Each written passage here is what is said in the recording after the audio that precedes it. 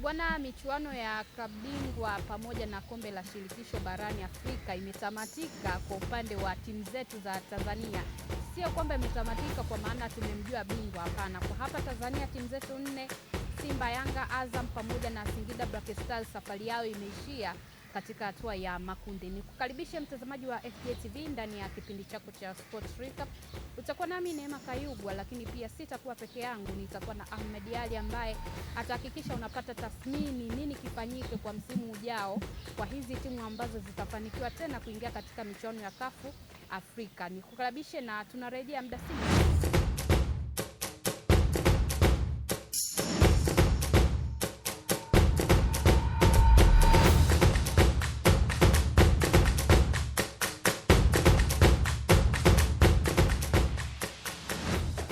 Nilikujuza kwamba hatuna tena timu ambayo inashiriki klabu bingwa barani Afrika, lakini pia katika upande wa kombe la shirikisho. Nikukumbushe kama ulikuwa ufahamu, katika upande wa klabu bingwa bwana, tulikuwa tunawakilishwa na klabu ya Simba pamoja na Yanga ambao wenyewe ndio waliwakilisha huko, lakini kwa upande wa kombe la shirikisho tulikuwa naye Azam FC pamoja na Singida Black Stars. Kwa kuanza tu watu wengi, macho ya watu wengi yalikuwa yanamwangalia Yanga zaidi, ambaye alikuwa na matumaini hadi mwishoni, bado alikuwa na matumaini ya kwenda katika hatua ya robo finali, kwa maana avuke makundi aingie robo finali. Mambo yamegeuka.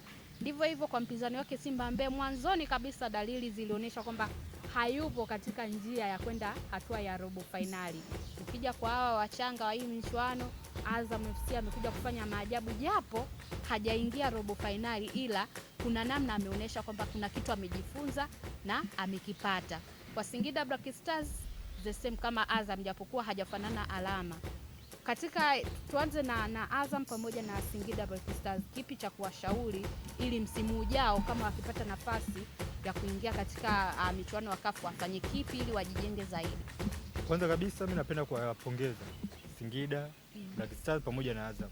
Niwape pongezi kwa jambo walilofanya. Ukija kuwachukulia hata Singida ni mara yao ya kwanza bila kukosea katika kushiriki michuano ya kombe la shirikisho, bado haijakomaa vilivyo kuja kushiriki. Kwa tunaona timu kadhaa ambazo zishakufanya mapinduzi kama hayo, unakuta ni mara yake ya kwanza na zinachukua ubingwa.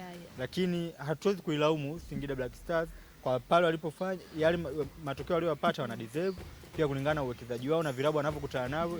Imetokea kutokea changamoto kama hiyo ya kuishia katika hatua ya makundi. Pia sio hatua ndogo, ni hatua kubwa. Tukija kwa Azam, nao ndio wamefanya the same kama alichofanya Singida Black Star katika kupambania mechi zao. Kweli walijitahidi kupeperusha bendera taifa kwa namna moja au nyingine, lakini ilivyo sio bahati, nao wakaishia katika hatua ya makundi. Tukija kuongea kwa ujumla katika msimu mbovu au msimu ambao ulikuwa na bahati mbaya sana kwa Tanzania, ni msimu wa 2025-26. Tumezoea msimu iliyopita, kwa mfano msimu tu wa mwaka jana tumepeleka timu shirikisho, katika upande wa shirikisho tumepeleka timu hadi finali. Tuje katika klabu bingwa timu zilifika hadi robo. Kwa hiyo unakuja kuangalia msimu uliopita na msimu huu, mwanzo msimu wa mwaka jana au msimu jana tulipiga hatua, lakini msimu huu tumepiga hatua moja tena nyuma.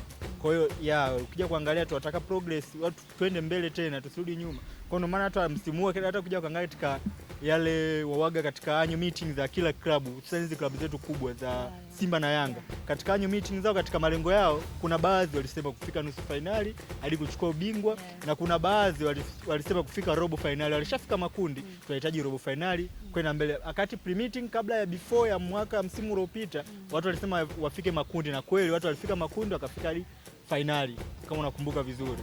Sasa wametoka katika issue ya finali, wamerudi tena nyuma katika meeting ya mwaka jana. Sasa wakasema tufike finali, angalau tufike robo finali katika klabu bingwa. Huyu mwingine akasema angalau tuvuke katika robo finali, tufike katika nusu finali, lakini isipokuwa bahati wote wakajikuta wameishia hatua ya makundi. Kwa unakuja kuangalia katika upande wa Tanzania ni msimu ulikuwa mbovu kwa vilabu vyote hivi vikubwa vya Simba na Yanga.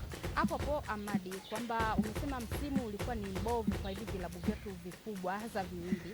Lakini mimi nataka tufahamu ama uongelee kwa ujumla. Sasa ukiangalia timu zetu kweli kuna zingine zilikuwa zinaonyesha uhai wa kucheza vizuri, lakini kuna zile ambazo kidogo naona yani hata uchezaji haushawishi. Msimu unakuja, tunajua, tunafahamu msimu unakuja, mwaka huu yataanza tena haya mashindano kwa msimu mpya. Tunataka tena hii nafasi ya kuingiza timu 4 tuipate na iwe endelevu, ama kwa matokeo haya kuna namna tunajishushia heshima, na kipi kifanyike ili tuendeleze ama tuwe na mwendelezo mzuri, kwa sababu mimi nafahamu na ninajua kwamba Simba na Yanga wana uwezo wa kujipapatua. Kwa hizi timu ambazo zinaingia, hatuna nafasi maalum kwa upande wa 3 na 4, kwa sababu wa kwanza na pili tunafahamu ni Simba na Yanga au Luis, lakini watatu naona unakuta wanabadilishana. Kifanyike kipi kama taifa kwa ujumla, ama Wizara ya Michezo ifanye kipi ili kuhakikisha hatupigi hatua nyuma ila tunaenda mbele zaidi? Kwanza kabisa waga, yani mtoto anapokuwa huwa anzi ukubwa kushuka kuwa mdogo, anaanza udogo kwenda ukubwa. Kwa siku zote hata zile Simba na Yanga zilianzia udogo kufika pakubwa katika mafanikio yao katika michuano ya kimataifa. Na ndio maana hata watoto, kocha kwanza kabisa, nyie wakubwa fanyeni kitu ambacho mtawashawishi hao wadogo waige kulingana kitu mnachokifanya. Na ndio hivyo ilivyo kwa vilabu vya Simba na Yanga. Kwa hiyo atakiwa wao, kama kwa sababu washajipambana katika hapa ligi ya Tanzania, Simba, Yanga na Azam, hususani wa wakubwa Kula na Doto, ni vilabu ambavyo ni vikubwa ambao wanaweza wakafanya kitu chochote, aidha kuchukua ubingwa wa FA katika ligi FA ama ligi kuu, pia mashindano yote yatakayofanyika katika ndani ya taifa lao. Tukija katika kimataifa, basi tuone ule ukubwa wao katika michuano ya kimataifa kama anavyofanya miaka iliyopita miwili kwa Simba na Yanga, lakini msimu huu hakufanya hivyo. Kwa hiyo magaresha hata wale sasa Azam na Singida Black Star kuonekana wote ni sawa, kwa sababu wote wamefika hatua ya makundi, japokuwa michuano miwili tofauti, lakini wote wameshia hatua ya makundi. Kwa hiyo ninachotaka kusema ni kwamba timu zote, vilabu vyote, cha kwanza kabisa wewe uwekezaji wafanye vizuri na wachange karata zao. Kichwaondoa Yanga na Simba sio kama na vikosi vibovu. Kichwaondoa Yanga na Simba ni kutokupiga hesabu vizuri katika kucheza michezo yao ya nyumbani na ugenini. Kwa hiyo hesabu zao ziligonga mwamba, hususani bora hata ni kwa Yanga.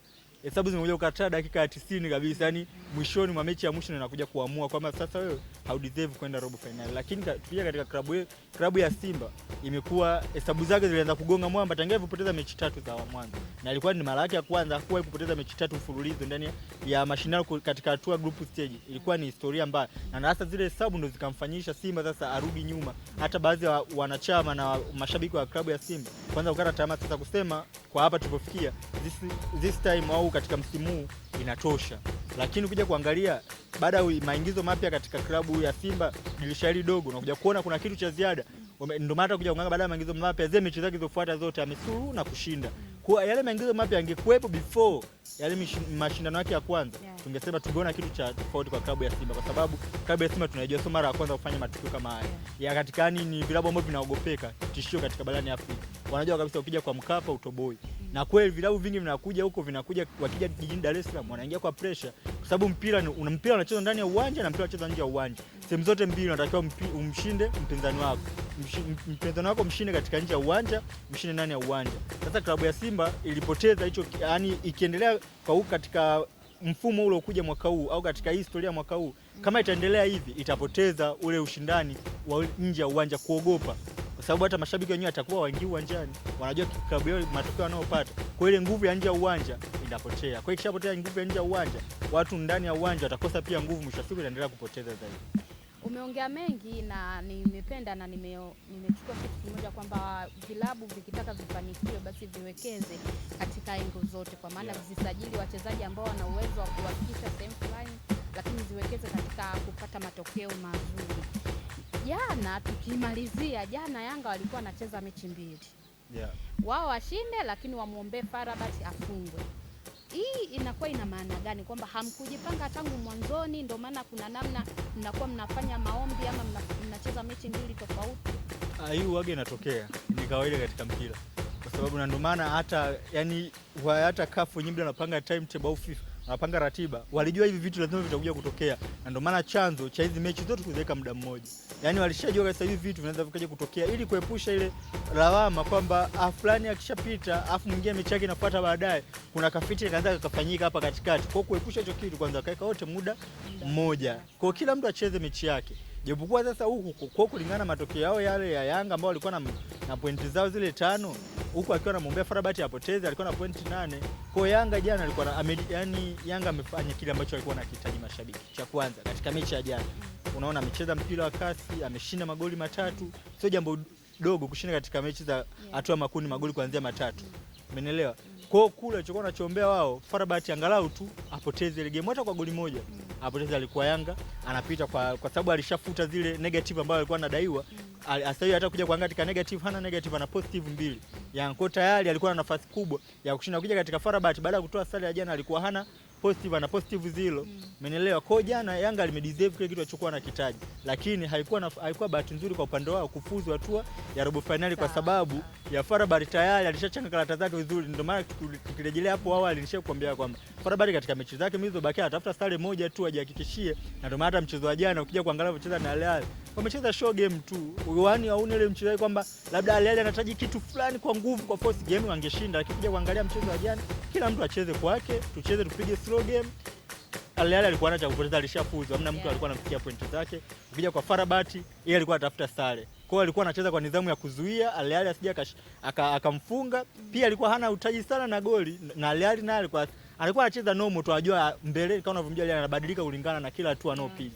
Anajua mbele ana safari nzito, ana safari ya robo finali, ana safari ya nusu finali. Kwa hiyo akacheza mchezo wa kulinda energy kwa ajili ya mashindano yanayofuata hapo mbele katika stage zinazo.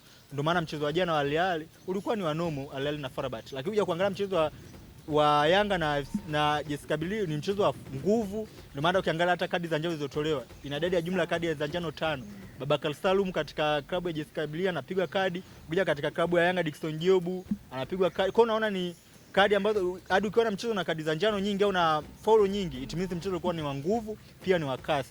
Kwa hiyo ndio kilichotokea katika michezo ya jana. Kwa kila mtu alikuwa anaiombea katika hususani wa Tanzania na mashabiki wa Yanga na wanachama wote wa Yanga. Kwa hiyo tunaombea Kabylie FC FAR apoteze ile game ili angalau tupate mwakilishi mmoja kutinga robo finali, ili bendera ya Tanzania iendelee kupepea. Lakini kwa bahati isiyokuwa nzuri, timu zote zimesha katika hatua ya makundi.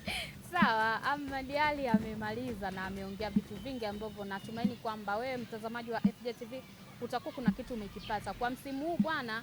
Kama Tanzania katika upande wa michezo tumeangukia pua, tuweze kukubali hilo na tujipange kwa msimu unaokuja, kwa sababu vilabu vyetu vyote vimeishia katika hatua ya makundi. Lakini katika kuanguka huko tumpongeze Azam FC pamoja na Singida Black Stars, hasa Azam FC kwa kufanikiwa kukusanya alama 9 kwenye hii michuano, kitu ambacho ni kigeni na historia kwao. Ulikuwa nami Neema Kayugwa, nilikuwa na kuendesha kipindi hiki, lakini pia Ahmed Ally alikuwa hapa kwa ajili ya kukujuza na kukuchambulia kindani zaidi. Tukutane tena ndani ya FJ TV.